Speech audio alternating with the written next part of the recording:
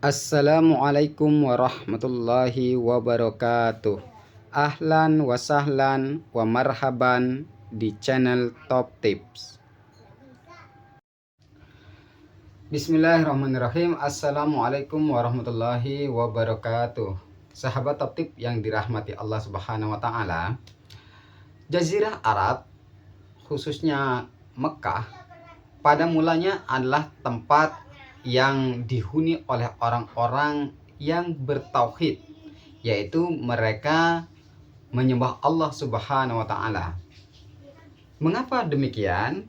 Karena kalau kita buka sejarah, awal mula berdirinya wilayah Mekah ini tidak lain dipelopori oleh sejarah dari Nabi Ibrahim alaihissalam, di mana beliau meletakkan Nabi Ismail beserta ibunda yaitu Hajar di satu lembah yang tidak bertuan, yang tidak punya nuansa kehidupan, dan itulah awal mula Ka'bah. Artinya Nabi Ismail, bila kita gunakan istilah kekinian, merupakan founder father, pendiri, bapak pendiri dari Mekah ini, karena beliau merupakan bapak pendiri yang akan merumuskan, yang mengatur keadaan di Mekah, dan notabene beliau sendiri adalah nabi, maka secara otomatis masyarakat di situ dibina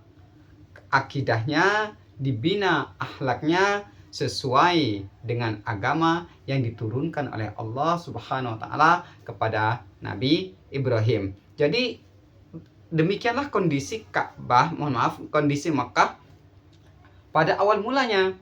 Mayoritas masyarakat saat itu bertauhid, menyembah Allah Subhanahu wa taala.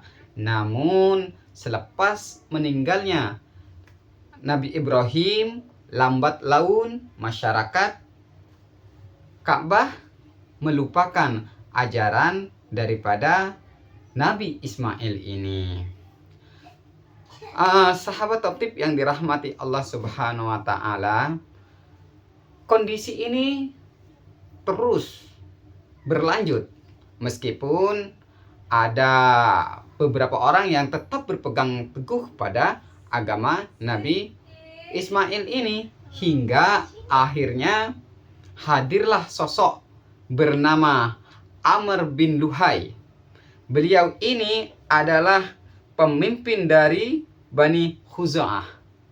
Beliau merupakan sosok yang kaya raya dan dikenal sangat dermawan dan memiliki kebijaksanaan yang luar biasa, di mana setiap tutur kata, setiap petuah yang disampaikan bisa diterima dan dianggap dinilai sangat bijaksana, dan juga sangat memiliki ketertarikan, kepedulian dalam urusan agama yang sangat tinggi. Hingga akhirnya melihat sosok pemimpin yang demikian itu memiliki pengaruh yang sangat besar, masyarakat Mekah khususnya, hingga memposisikan beliau sebagai ulama pada masa itu. Bahkan di antara mereka ada yang memposisikannya melebihi sekedar ulama, bahkan memposisikan beliau sebagai ahli hikmah, ya, ahli hikmah. Suatu hari Amr bin Luhai ini bepergian ke Syams. Nah, di Syams inilah Amr bin Luhai melihat masyarakat di sana menyembah berhala, menyembah patung-patung. Maka melihat keadaan itu, Amr bin Luhai berkesimpulan, wah, baik sekali agama ini. Kenapa bisa menyimpulkan bahwa menyembah berhala itu sesuatu yang sangat baik? Karena beliau berpatokan, Amr bin Luhai ini berkesimpulan bahwa Syams adalah tempat di mana para rasul diutus. Poinnya, karena di sana tempat para rasul diutus, maka otomatis apa yang dilakukan oleh masyarakat di sana adalah sesuatu yang baik, karena sesuai dengan tuntunan agama para rasul yang diutus di sana. Inilah kesimpulan Amr bin Luhai. Karena itu ketika pulang, Amr bin Luhai ini membawa satu patung yang bernama Hubal. Nah, jadi beliau membawa patung bernama Hubal dan letakkan di Mekah. Dan inilah awal mula kemusyrikan itu. Masyarakat mengikuti apa yang dilakukan oleh Amr bin Luhai dengan menyembah, dengan mensekutukan Allah, dengan menyembah daripada patung yang dibawa dari Syam tadi, patung Hubal itu tadi. Lambat laun masyarakat sekitar memproduksi, membuat tuhan-tuhan lain, yaitu mulai dari Lata, kemudian Uzza, termasuk ada lagi Manat, ya. Ada Manat, ada Lata, dan ada Uzza.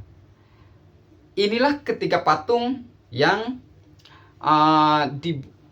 tiga patung terbesar saat itu yang menjadi sesembahan daripada masyarakat Quraisy. Mulailah sejak itu kemusyrikan terjadi di sana sini. Setelah ada tiga patung besar itu, mereka buat kembali patung-patung yang lebih kecil dan letakkan di sekitar Ka'bah. Inilah awal mula daripada proses terjadinya kemusyrikan di kota Makkah. Bahkan menurut sejarah bahwa Amr bin Luhai ini memiliki prajurit yang itu merupakan dari jenis jin. Dan prajurit ini memberitahukan bahwa di satu tempat itu ada berhala kaum Num, ya, terpendam di Jeddah. Maka kemudian berinisiatiflah Amr bin Ubay ini untuk menggali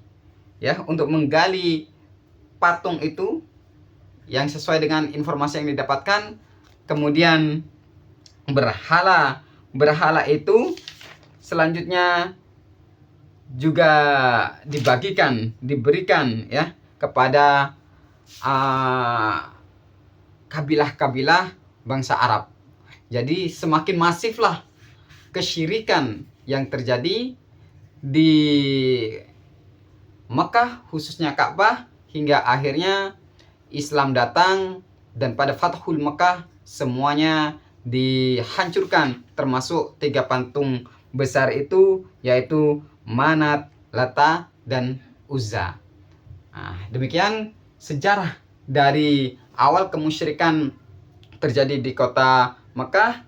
Kita ambil suatu pelajaran bahwa penting untuk sebuah amal itu berlandaskan pada ilmu, bukan pada penilaian pribadi, perasaan yang mana itu lemah dari segi keilmuan, karena itu bisa membahayakan bahkan menyesatkan kita, sebagaimana yang menimpa Amr bin Luhai yang akhirnya merembet kepada masyarakat dan pada endingnya kemudian kemusyrikan merajalela di kota Mekah dan sekitar. Wa akhirul kalam, wassalamualaikum warahmatullahi wabarakatuh.